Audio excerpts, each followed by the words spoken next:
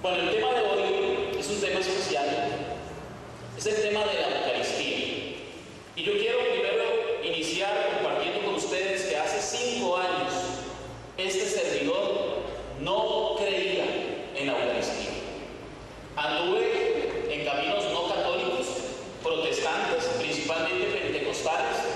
También anduve coqueteando con algunos grupos sectarios como los mormones, los testigos de Jehová, los adventistas del séptimo día. Por ahí anduve. Yo soy una persona muy inquieta, me gusta aprender, me gusta leer mucho. Y resulta que cuando yo encuentro al Señor en una iglesia pentecostal, empiezo a leer todo lo que era literatura evangélica. Y me empieza a traer la palabra de Dios y empiezo a sentir una sed de la palabra de Dios. Y agarré este libro que tengo aquí, este libro maravilloso, y lo hice en parte de mi vida. Si pueden ver, está un poquito arrugada, un poquito marcada, ¿verdad? Por todo lado. Pero no ha sido porque se la he descuidado, es que la uso. Levanten la mano aquí quienes trajeron Biblia, o más bien levanten la Biblia. Quiero ver esas Biblias. Bueno, cuando vayamos a una formación católica, tenemos que llevar Biblia. Y es que, no, mejor no le hago el chiste, porque si le hago el chiste, después estamos ahorita delante de aquí del Santísimo y qué va, después me jala el mecate el Señor. Pero dicen por ahí que el que no trae Biblia es como si no anduviera. ¿Qué dice por ahí? Ahora no dicen, ¿verdad? Porque también nos reprende el Señor. Bien, y yo quería encontrar en la Biblia toda la verdad que Cristo le había entregado a los cristianos, a la iglesia. ¿Por qué? Porque pudimos ver ahora para Pentecostés que Cristo les dijo a los apóstoles que iba a enviar el Espíritu de verdad, y el Espíritu de verdad los iba a guiar a todos los caminos de la verdad. Pero resulta que en la iglesia a la que yo estaba asistiendo, yo veía errores y yo decía, no, eso no es lo que enseña la Biblia. Y había muchas cosas que yo no compartía. Recuerdo que esto fue lo que me trajo la inquietud de ir a buscar otras iglesias, ir a buscar otras enseñanzas. Empecé a tratar de leer todo lo que me daban los hermanos no católicos. Yo compraba también libros, agarraba la Biblia y comparaba la enseñanza para ver si era cierta. Y me daba cuenta que había algunas cosas como que sí tenían alguna luz, algo cierto.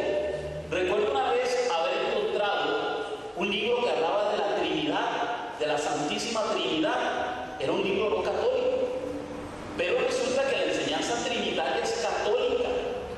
Y recuerdo que en el libro decía claramente que la iglesia que Cristo fundó es la iglesia católica, decía el libro, un libro evangélico. Pero, según decía el autor, la iglesia se desvió, la iglesia se corrompió. Claro, tiempo después me di cuenta que eso era imposible, porque Cristo le prometió a la iglesia que los poderes del infierno jamás prevalecerían contra ella. Y decir que la iglesia se desvió, que se corrompió, sería decirle a Cristo mentiroso, y eso no puede ser. Entonces esa iglesia debe existir hoy en día.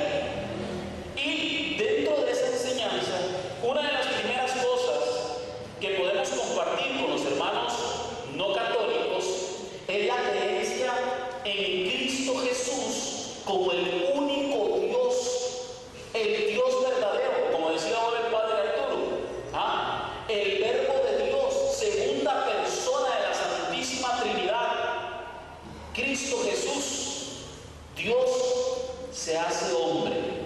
Resulta que la enseñanza católica y la enseñanza evangélica son casi que idénticas, podríamos decir. ¿Por qué? Porque los hermanos no católicos creen que Cristo es Dios. Para nosotros también, Cristo es verdadero hombre y verdadero Dios. Una sola persona, dos naturalezas en una sola persona, la persona de Cristo Jesús. Eso lo creen también los hermanos no católicos. Y yo hablo de esto porque es importante que cuando nos sentemos algún día a compartir la palabra de Dios con alguien que está alejado, a veces católico, que simple y sencillamente se resintió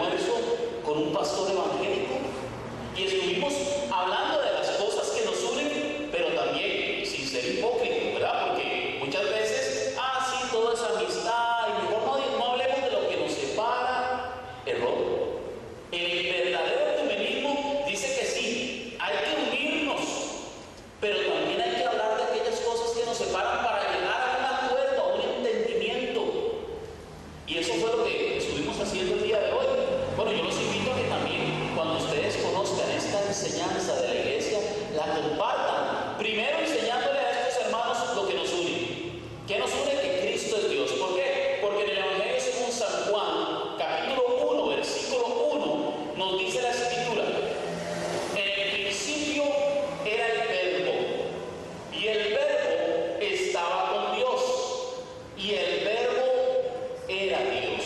Palabra de Dios. Muy bien. Aquí no hay duda. Se está dejando claro que Cristo, el Verbo, es Dios. No hay duda.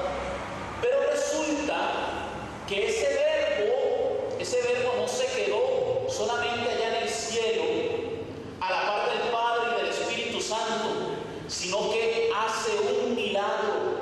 Un milagro que la fe cristiana a nivel mundial cree. Y es la siguiente. Dice el Evangelio también según San Juan, 13 versículos después, en el versículo 14, dice lo siguiente: y el Verbo de Dios se hizo carne. Palabra del Señor. Noten lo siguiente. Ahora ese Dios, Verbo, se ha hecho hombre. Ese es el milagro que se ha dado. Ha tomado carne y sangre. Y ese Dios eterno, el que no cabe en el universo, ha entrado en un cuerpo de ser humano y se ha hecho un ser humano. Resulta que la enseñanza que vamos a ver hoy se trata de eso. El Dios del universo, el que no cabe en todo el universo, se ha reducido a una forma a la que nosotros muchas veces llamamos pan, pero que es bien llamada Eucaristía. Noten que la creencia no difiere mucho, no difiere tanto. ¿Por qué? Porque el milagro de la encarnación, si Dios pudo hacerse hombre, ¿por qué puedo decir yo que no se puede hacer pan? ¿Cómo puedo yo dudar en el poder de Dios? Porque para los hombres es imposible, pero para Dios no hay nada imposible. Amén. Bueno, eso es lo que vamos a ver entonces hoy. El Verbo de Dios se ha hecho carne. Esta doctrina, la doctrina de la encarnación, mucha atención, mucha atención. Ese nombre, la encarnación, la creen los hermanos no católicos. Sin embargo, hay otra que ellos no creen, que es la transubstanciación. ¿Qué es esa palabra tan pomposa, verdad? Tan difícil.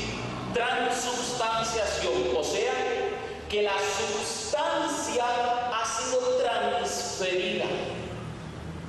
Resulta que parece pan, huele a pan, sabe a pan, se siente como pan, pero ya no es pan. Nuestros sentidos nos engañan, pero la fe nos confirma: este es Jesucristo, el Hijo de Dios, segunda persona de la Santísima Trinidad. Y vean lo que le pasaba a los judíos, ahora lo vamos a ver más adelante.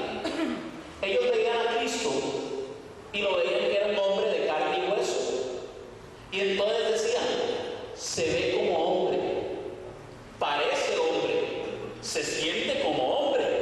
Cuidado, y también olía a hombre. Ajá, en esos calores ahí. Oh, usted llegaba y le daba un beso. Ah, sabía hombre.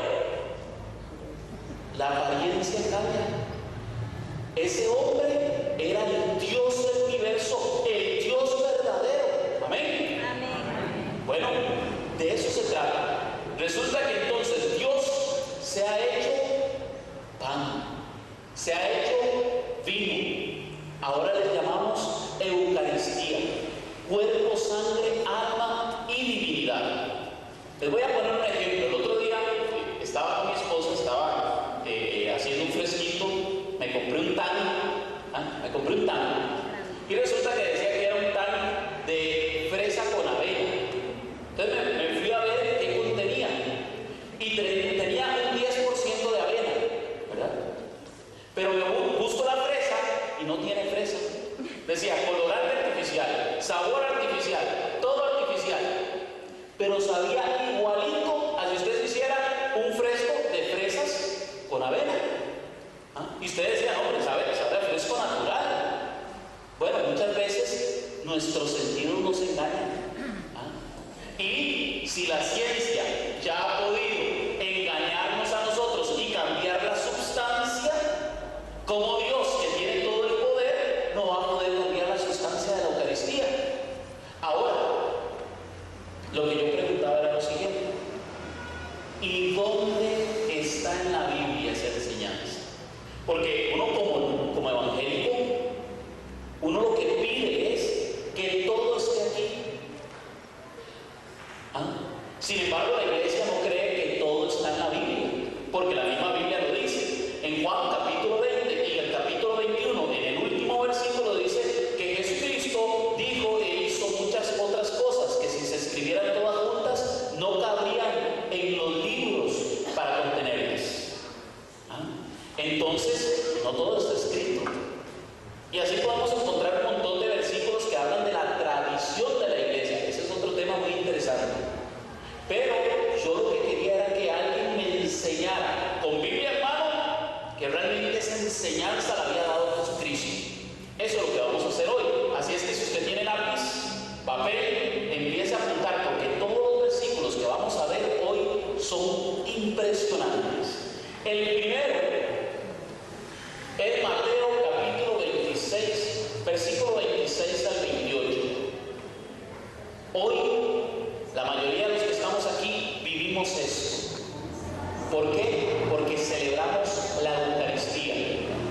Y el Padre Arturo ahora, cuando estaba en la epíclesis, en la consagración, en el momento culmen de la misa, dice lo siguiente: mientras comía, Jesús tomó pan, pronunció la bendición, lo partió y lo dio a sus discípulos diciendo: tomen y coman, esto es mi cuerpo.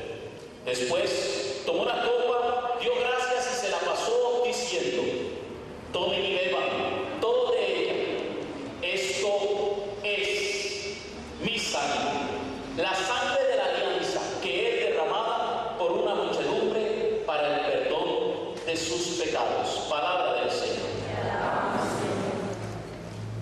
El Señor Jesús deja algo claro. Dice: esto significa mi cuerpo. ¿Eso fue lo que dijo? No. Esto representa mi cuerpo. Esto es un símbolo de mi cuerpo. ¿Qué fue lo que dijo el Señor Jesús? Esto es mi cuerpo. Esta es mi sangre, sangre de la nueva alianza. Cristo no deja lugar a duda. Ese pan, Él lo está declarando su cuerpo. Y esa copa de vino la está declarando su sangre. Cristo está enseñándoles a los apóstoles algo que ya les había predicado anteriormente. Porque recuerden que esta es la primera vez que Cristo celebra la Pascua de una forma distinta. Porque Cristo, como buen judío, celebraba la Pascua todos los días. Todos los días. Mañana ustedes van a ver cómo se celebra una Pascua judía. Y los invito a que no se pierdan ese tema. Así como está hoy, para la gloria de Dios, esta iglesia llena, este templo está lleno. Ojalá que mañana vengan todos igual, porque mañana vamos a celebrar aquí una Pascua judía. El tema se llama de la Pascua judía a la Eucaristía cristiana. Y vamos a ver muchos de los símbolos del Antiguo Testamento, cómo se cumplen en el Nuevo Testamento. Y también vamos a ver las diferencias. Ahí se van a dar cuenta de todas esas diferencias que hay. Cristo, cuando celebra la Pascua, hace algo extraordinario, algo que para un judío podría sonar blasfémico. Cambia la Pascua, cambia las palabras de la Pascua. Esto que Él ha dicho ahí, nunca se había dicho antes en una Pascua. Esto es mi cuerpo. Vean lo importante de sus palabras. ¿Por qué es diferente? Los apóstoles que estaban alrededor de Él posiblemente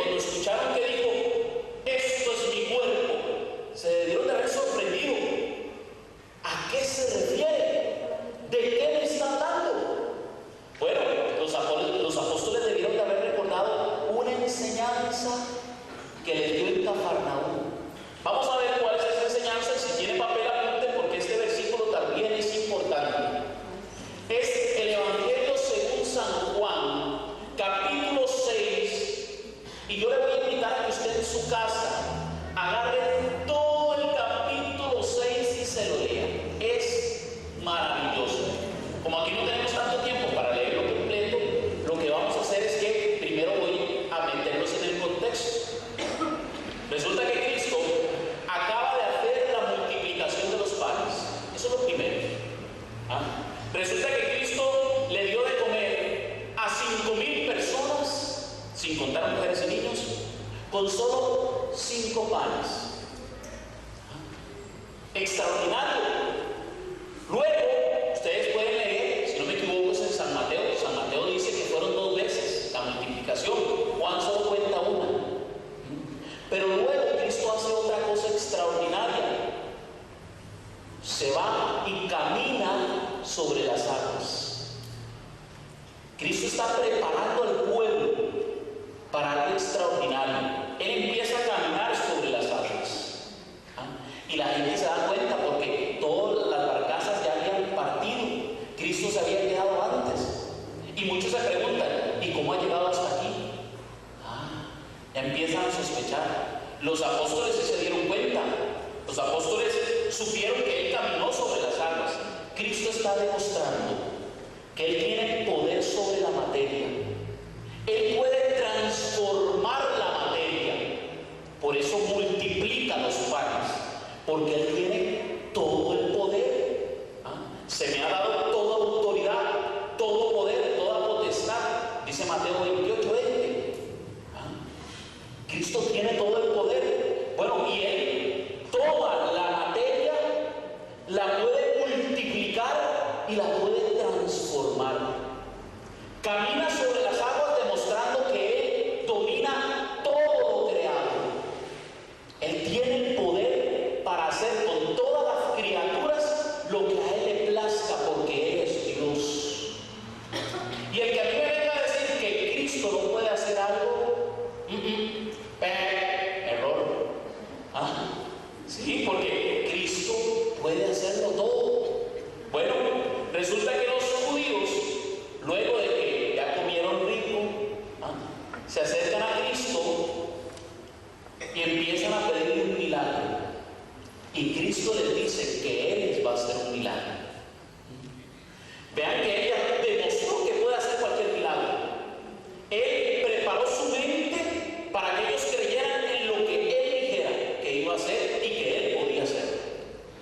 Pero resulta que Cristo les dice: ustedes me buscan a mí porque yo les he dado de comer pan, pero mi Padre les va a dar de comer de otro pan, que les va a dar vida eterna.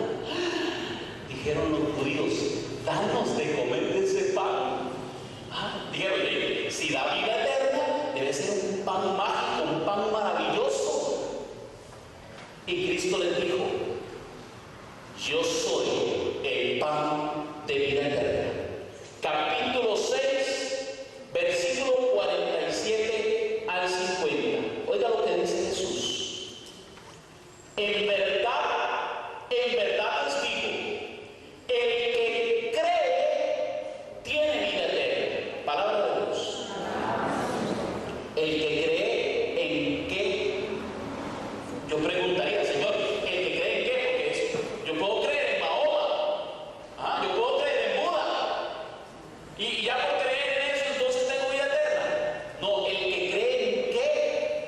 Noten que Cristo dice lo siguiente: en verdad os digo. O sea, Cristo está diciendo: lo que voy a decir es absolutamente verdad. Es toda la verdad. Y Él les enseña lo siguiente: yo soy el pan de vida. Sus padres comieron el maná en el desierto y murieron. Este es el pan que baja del cielo, para que quien lo coma no muera. Palabra de Dios. Noten que Cristo se compara con el maná. ¿Qué era el maná? ¿Qué era el maná? Pan que caía del cielo, ¿verdad? El maná tenía unas características.